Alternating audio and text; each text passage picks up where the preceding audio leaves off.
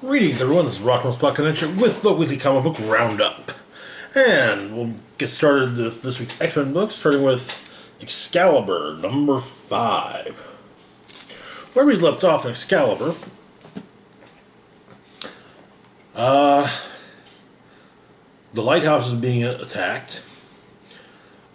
Also, some members of the team were being attacked and were facing violence in England. And Richter and Gambit were busy, Gambit was busy falling while Richter was talking with druids who were, inducting him into their group.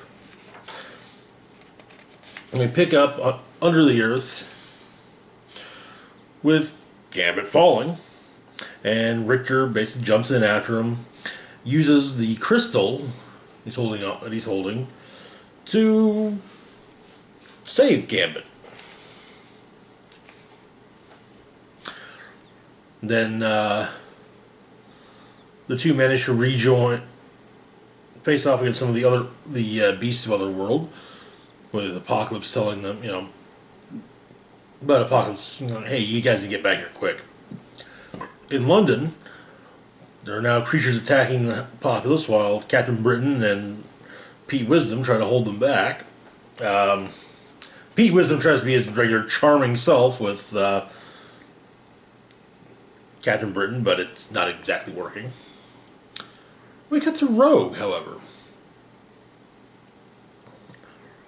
who's seemingly in a dream and being led by a fiery dog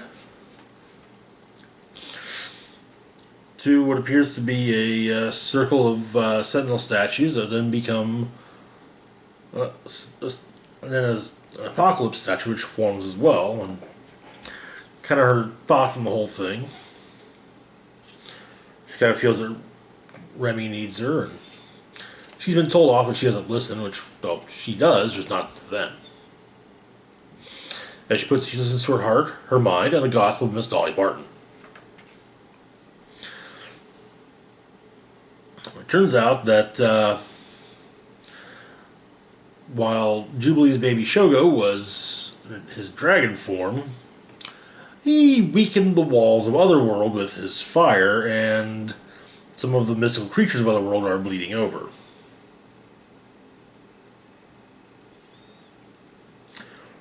Which is exactly what Apocalypse wanted. However, and as Rogue is about to awaken, which is happening sooner than Apocalypse wanted. Apparently, Gambit reveals that he talked with one of the other telepaths on Krakoa to see about helping Rogue out telepathically.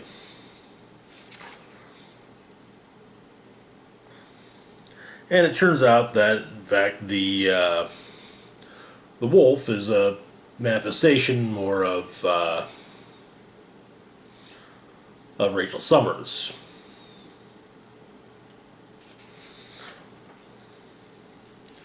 And so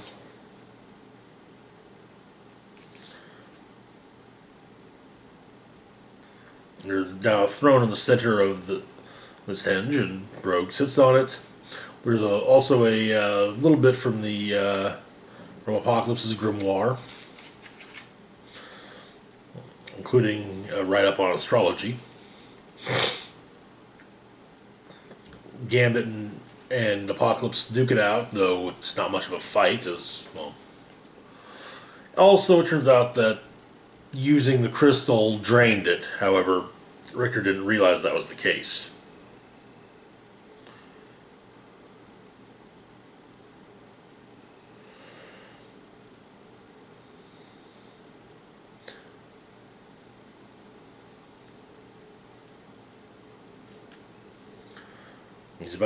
Apocalypse is about to try and use Gambit for his plan, and Rogue appears, awake, and beats the crap out of Apocalypse, and takes off her gloves and starts to absorb his power. Which is apparently just what he wants her to do.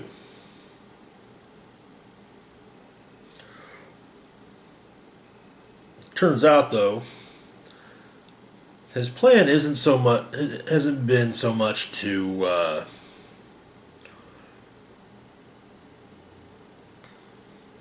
simply make a gate to Otherworld, or stop Morgan Le Fay from preventing mutants from entering Otherworld. He wants the Otherworld throne, and absorbing his powers has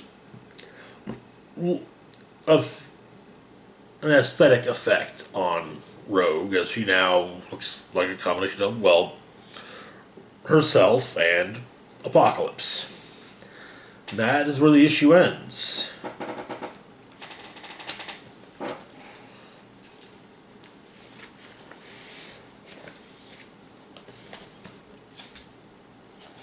Next up, we've got New Mutants, number 5. Where we left off with the New Mutants, okay.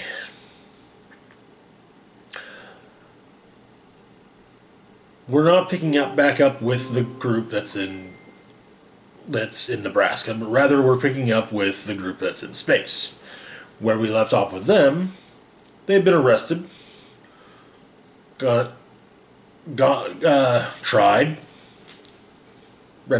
represented by a poor excuse for a lawyer,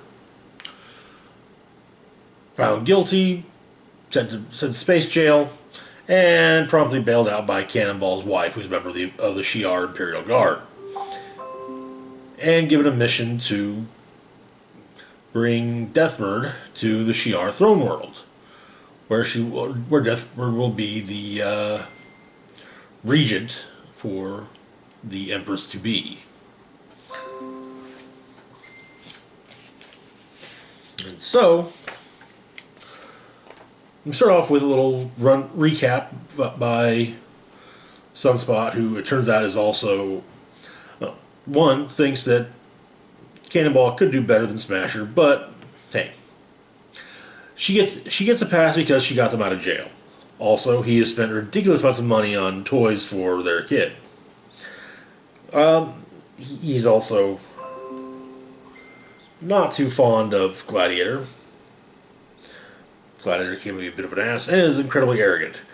Of course, he also admits that he knows full well that if you type Roberto da Costa into a search bar, it will autocomplete to is an ass or is incredibly arrogant. As well as devastatingly handsome, is so rich he can buy the search bar, which he did. And he said, go ahead, search for daddy, I dare you.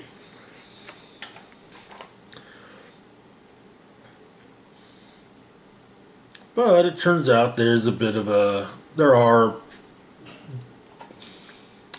differing factions within the Imperial Guard, or within the Shi'ar Empire. Some are happy with the way things are, others are more than happy to have the Empress to be actually become the Empress to be.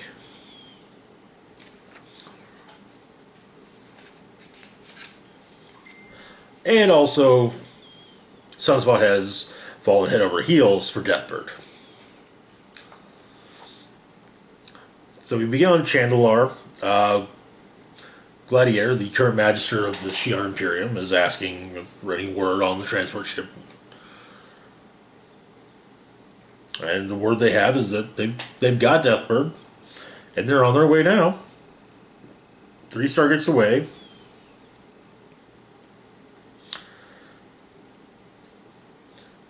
And so Oracle suggests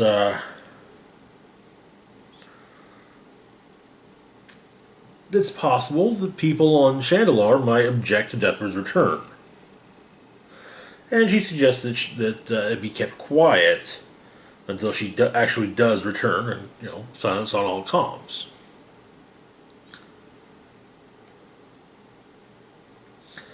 And Oracle of the Imperial Guard then leaves the office of the Magister and goes to talk to the Shi'ar Death Commandos, giving them all the information they need to track down the ship carrying Deathbird and kill Deathbird as well as those aboard, so none of them can tell. There's a write-up on who the Death Commandos are, which is more information on 2 pages than we got in the entirety of their previous appearances.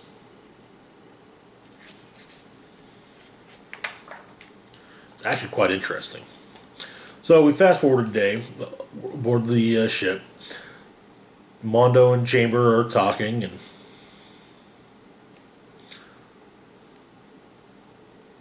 it's kind of a mixed bag. They are where they are.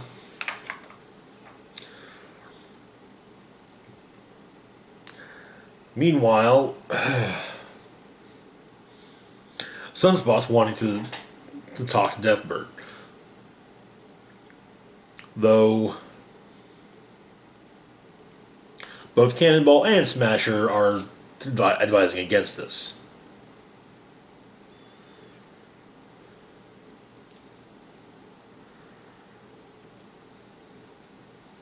He tries to land on the charm, and, well, yeah. She explains that she's not rich. She's wealthy. She buys planets. It is a big deal.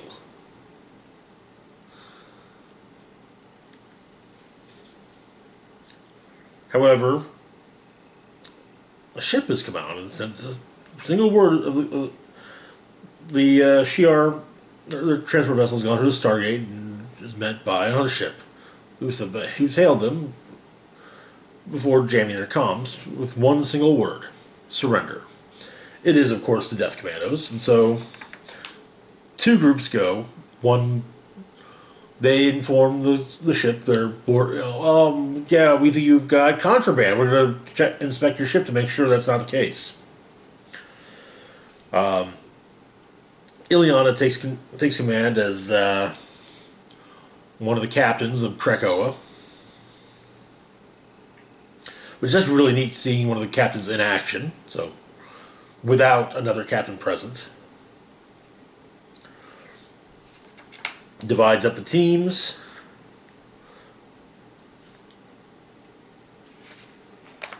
They have a bit of a tussle.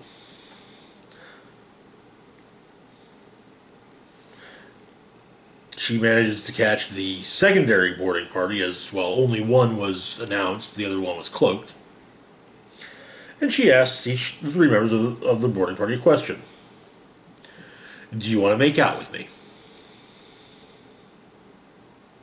One of them, and 2 of them are answered no, but one of them's like, a little bit, yeah, but I'm working.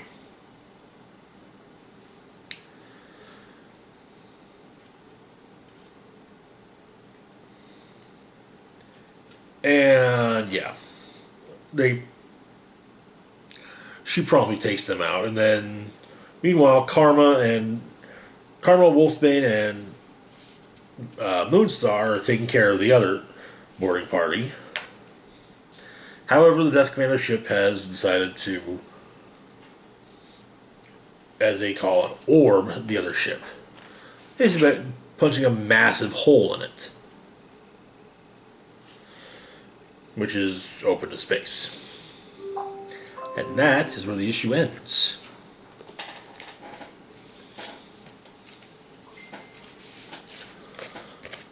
Next up, we've got X-Force number 5. Where we left off in X-Force, the X-Force was going on their first official mission to protect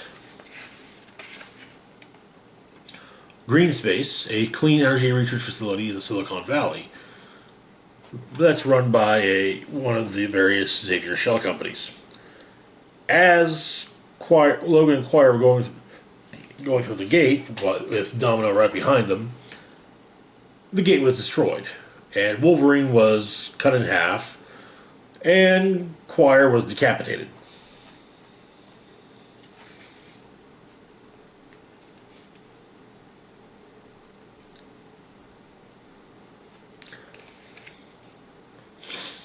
So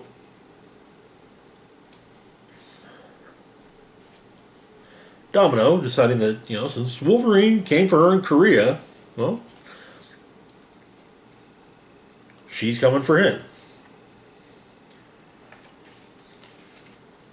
The nearest gate would get her 10 miles away. However, there is another possibility. Gateway. Black Tom is sent to get Gateway. However, and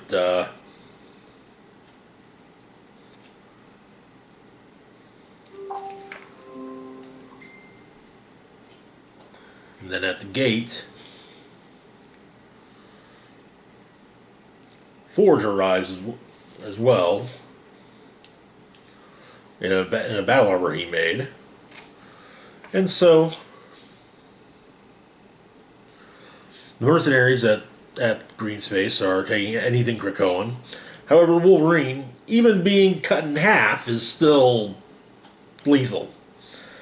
And he begins cutting through them, but they do give him some additional holes. But then Gateway arrives with Forge and Domino, as well as the lower half of Wolverine's body, and, well, yeah.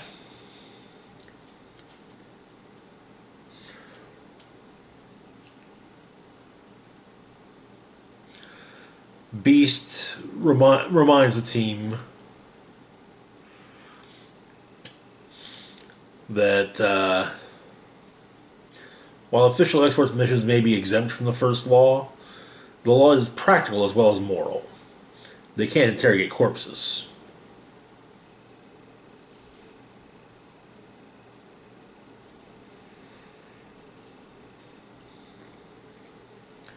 And Domino makes excellent use of the war mitten that Forge made.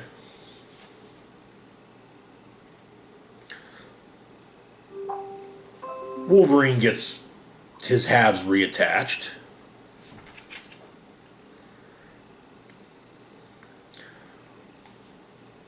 Domino does kill more than a few of the soldiers, but they do manage to get some intel. The soldiers there were mercenaries, not involved with what was done to Domino.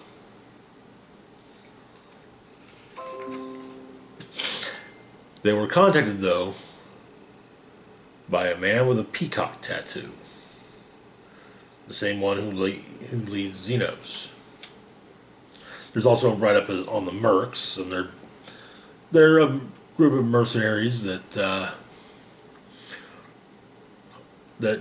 just kind of tired of sitting around doing nothing. They'd rather be out in the thick of battle. And that is where the issue ends.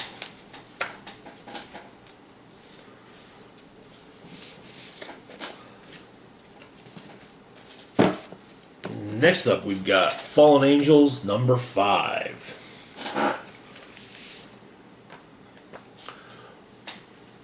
Where we left off,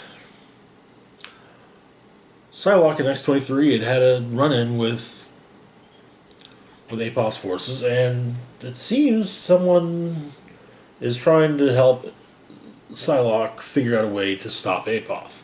They had also managed to rescue Cable from capture. So we begin with basically a recruitment moment. Well, first off, finding out what happened with Cable. Also, then we get some recruiting. Husk and Bling.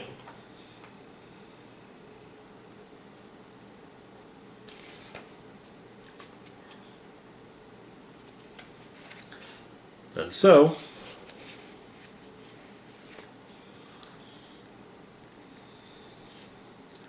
X-23 explains to Psylocke that she's got, they've done some recruiting. Psylocke asks for some help in trying to find Apoth from Sinister, who has made some modifications to the overclock device that Psylocke shared with Sinister. And they test it out, and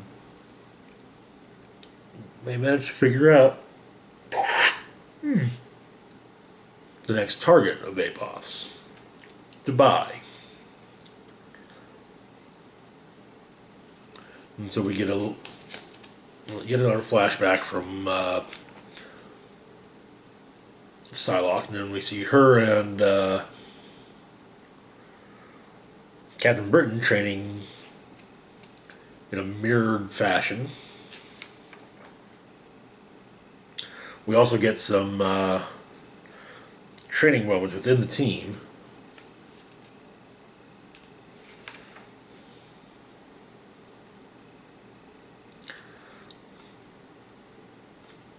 And Psylocke explains that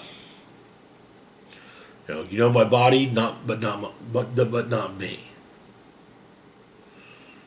You know my body, you know my name, but you don't know me.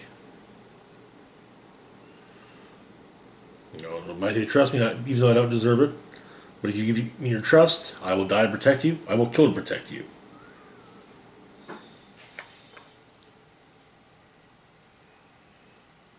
And so they go in. The team is formed. Magneto talks to Psylocke and basically says, "Hey, look, you don't have to ask me for approval anymore. Also, have a ship."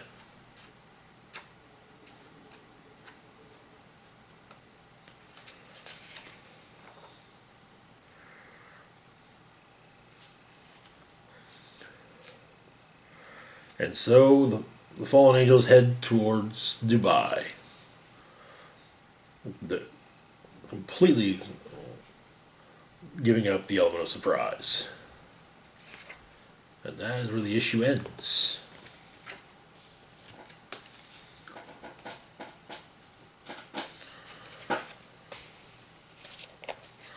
Next up, we've got Deadpool #2. You may have forgotten, there is currently running Deadpool ongoing. It started 2 months ago, I think. I think it started in November. Either way, this is a teensy bit late. So where we left off, Deadpool got hired to kill the King of the Monsters. However, the person who hired him, as well as Deadpool himself, were unaware that when you kill the King of the Monsters, you become the King of the Monsters. Also, Monster Island is relocated to Staten Island because of an ancient treaty between men and monsters. So, turns out that Deadpool is making kind of a touristy video for, as it's currently called, to be determined, Monster Island, formerly known as Staten Island. However, it's not entirely going all that well because, well, controlling the monsters isn't exactly something he's really good at.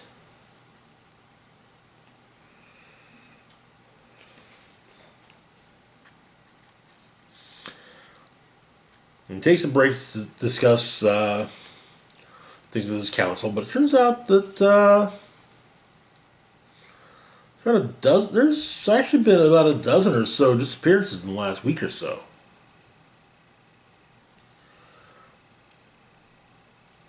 So they continue on with what in Manhattan, the man who employed Deadpool in the first place is talking things over with Elsa Bloodstone, who ended up getting involved on the side. And so now he's basically hiring her to take out Deadpool. So, yeah. And explaining that, hey, basically kind of this is, they're each trying to blame the other one. Elsa for hiring Deadpool to do this.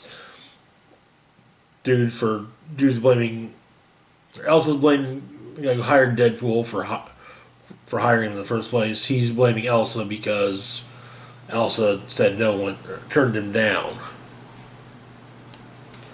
So the commercial film continues, and Captain America shows up, and him and Deadpool talk a bit. Cap's not entirely on board on what Deadpool's doing here. He knows that Wade's heart's in the right place. It's just that his head's screwing everything up as usual. They disagree quite a bit, and Pearl, their resident teleporter, sends Steve back, though. Yeah, it's when he ends up where he's supposed to be going, he's probably going to end up, well, hurling. However, Kraven the Hunter has shown up. He's the one killing off all the monsters.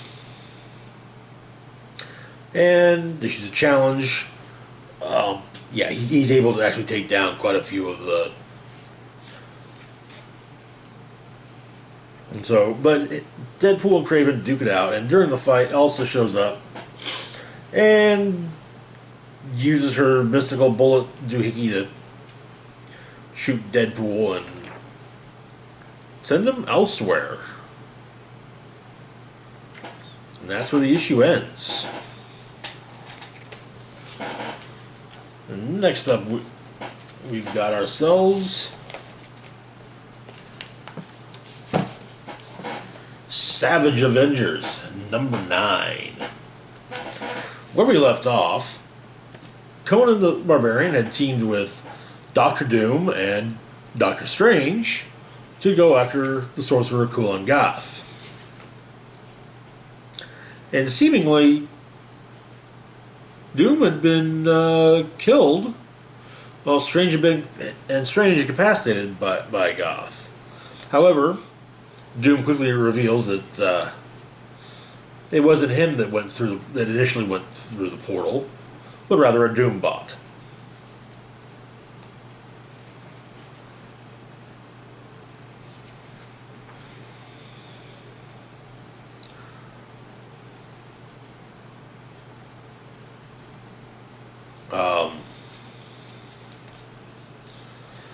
They each get their licks in against Goth. Though Doctor Strange is more focused on rescuing Dr. Voodoo. Goth has summoned up an army of the dead, and Conan puts himself between them and Doctor Strange's unconscious body as Strange has sent his astral form out to find Brother Voodoo. Strange returns and helps stop the army of the dead, but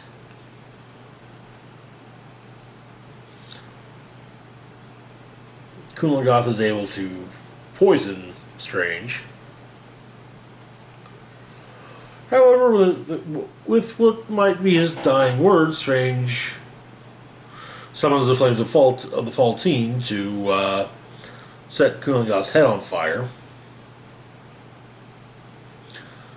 Doom uses a powerful acid on Goth, and Conan goes in to basically splits his head open with the sword. None of that is enough, however, to kill Kulan Gath. However, a missile has been summoned from a Latvian satellite.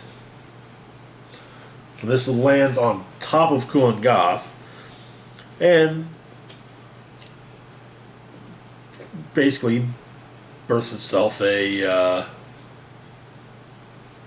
Doombot that actually is there to save Doctor Strange, injecting with anti-venom, defibrillating his heart, and he explains that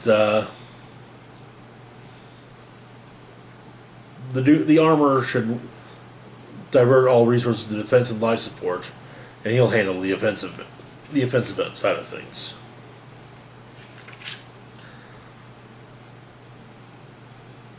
And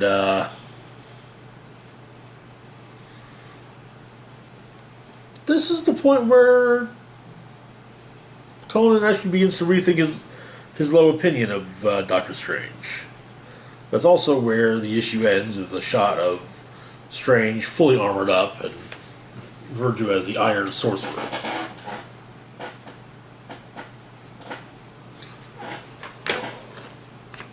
And that is where the issue ends. So, alright, that's it for this video. As always, feel free to like, share, and subscribe. Links to my Facebook, Twitter, Patreon, and PayPal can be found in the description box down below. This is Rock and Roll Spock signing off, saying live long and rock hard.